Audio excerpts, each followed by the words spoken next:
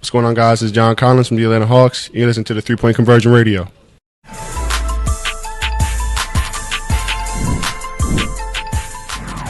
This.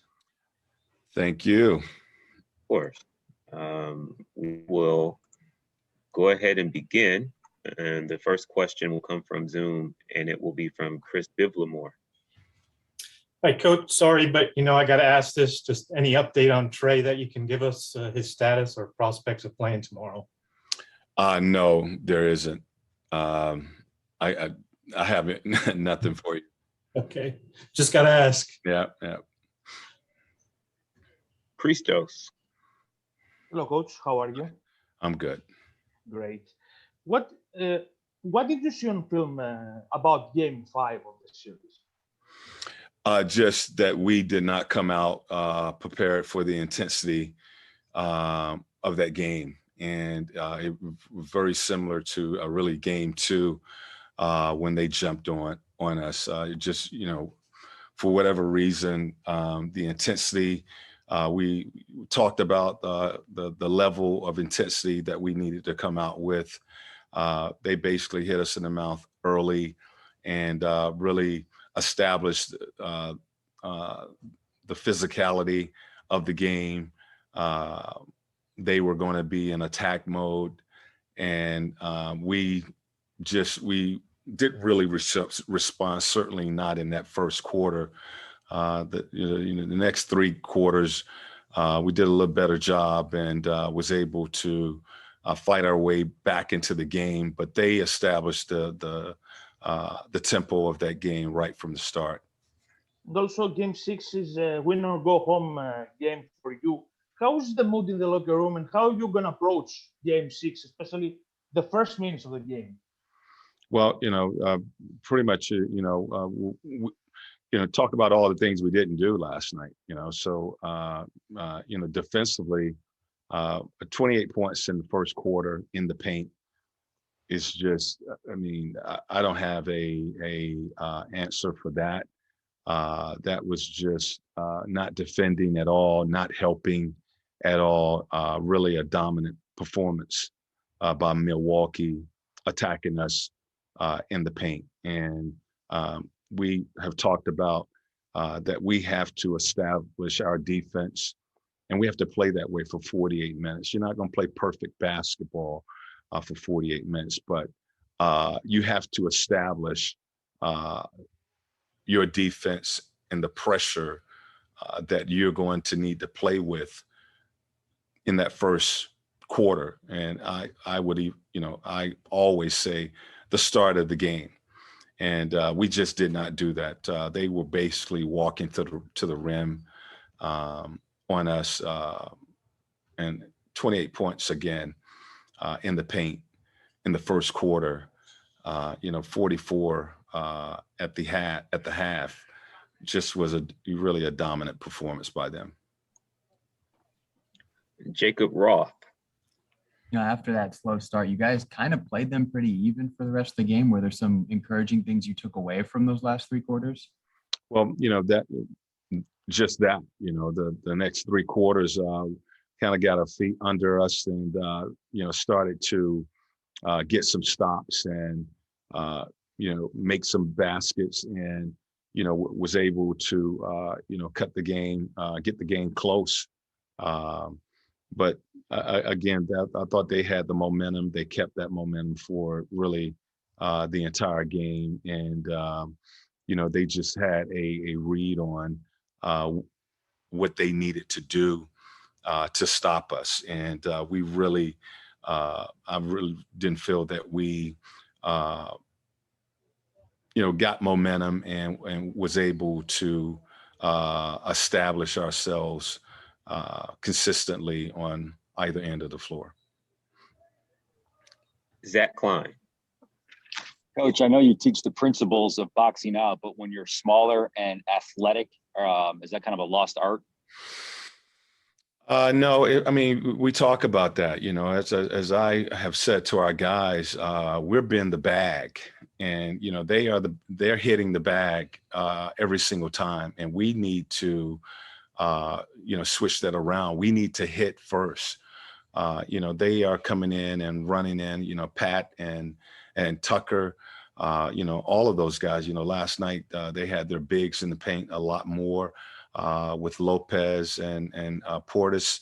And they're just coming in and pounding and, taking advantage of their size. We got to hit first. We got to hit, box those guys out. Some of those guys we have to get a smash on, get 2 on them, 3 on them. But we got to hit first. We know that is a part of their attack, is the offensive rebounding. And they have basically outworked us, on the boards, either rebounding the ball or tapping it out and giving themselves extra possession. So it starts with, that's an attitude, rebounding the basketball. You got to hit and go get, hit and pursue. And they're doing a better job of that. Tim Bontemps. Hey, Nate, real quick. Did you guys do anything on court today? Are you going to, or is this just a rest and recovery and film day ahead of tomorrow's game? No, it's to get what you need. And that's pretty much all of the above. Some guys need film. Some guys need rest. Some guys need treatment. Some guys need shots, so that's pretty much the day that we had. Allison Mastrangelo. Sorry if you were already asked this. I was on mute or something in the beginning, but with it comes to Trae Young's injury, is it more so that he feels like physically he can't play, or is it more so as the team doctor is more concerned that he could hurt himself even more if he does play? No, if Trae could play, he would be out there, so it's both medical and Trae, giving us feedback as far as him being able to play in the game. So it's not anything that's long term. It's just he has had pain that is not comfortable enough for him to get out there and feel that he can help the team. So I guess that was my follow-up question is, what do you need, or what does he need to feel like? Because I feel like a 50% Trae is still better than a no Trae. So what do you need to see to have him back out there?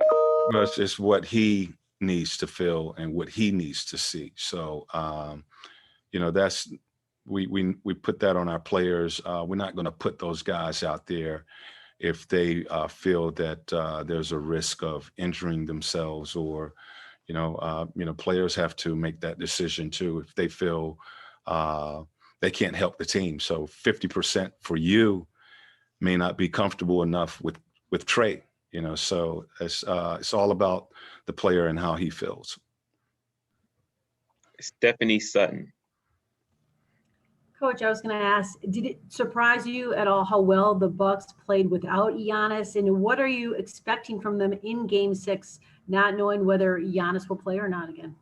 No, it didn't surprise me. I said before, that's a good team over there, and they have a lot of options. Last night, I thought they certainly took advantage of that. They're still going to be the same team with Giannis in the lineup. They are an attack the paint team. They play that way with Giannis, and they showed last night they play that way without Giannis. They want to attack the paint, attack the rim. If you take away the paint and collapse on the ball, they will kick out and shoot the 3 ball. So really that was not a surprise to me. What they did, how easily they did that was a surprise to me, because we knew that that's their game plan, that's their MO, and we didn't do a good job of defending the paint as well as we did in Game 3, and they punished us last night in the paint. Can you also talk about the intensity of going into tomorrow night's game? You guys are trying to force a Game 7, and the Bucks are trying to win the game and go on to the finals. Just how intense will it be there tomorrow night? Well, on our end, we know what we have to do, and we certainly can't come out with come out the way we did last night. So we know it's win or go home for us, and I expect us to respond. Raphael Haynes. Hey, Nate. with Cam looking more comfortable each game, is it a possibility that his minutes restriction could get increased? And if so, would you plan on playing him more? Yeah, I mean, I have to listen to our trainers in situations like that, and the player again. If there's restrictions on, and you got to look at the fact that Cam hasn't played in 4 months, so it's not so much minutes as opposed to conditioning. A lot of times in the last 2 games when I've subbed him, it's been more he needs a breather than minutes restriction. So he hasn't played in 4 months, and to now all of a sudden be out there and going up and down the floor, hasn't played 5-on-5 basketball. Just conditioning is a factor with Cam at this time. And then can you, just after looking at the game film, can you talk about Cam's performance and how impressed you are with him? Well, we like his length, and defensively, we've talked about the pressure that we need on the ball, and Cam, that's how he plays. Really, we can feed off of that. I didn't think we did last night, where he's up into the basketball, he's challenging the catch, challenging the dribble on every possession. I thought we were basically playing, most of us playing on the back of our heels, and allowing those guys to just go through our chests and get to the rim. And with that type of breakdown and not having weak side help to come over and rotate to the breakdowns, it was just, that's not us. It happened last night, but I know, and we know that we're much better than that. Jonathan Simmons. Good afternoon, Coach Nate. Quick question for you. Two things. One, do you see a ratcheting up of your own physicality, especially in terms of if you're going to foul, make the foul be one that would stop the opponent from actually making a shot? And number two, how do you get the guys to be more handsy, active on defense as you guys were in game 4 that you won? Well, you show what you look like last night, and you show them what you look like last night, and you show them what you look like when you've had success. And certainly, I won't talk about strategy, far as what we're going to do and those things, fouling and those adjustments, but it's just expected that the level of intensity each game has got to go up. And I think I said this after game 2. They were playing at a level that we got to get to. And I saw that again last night, where they came out with that intensity and we didn't respond to that.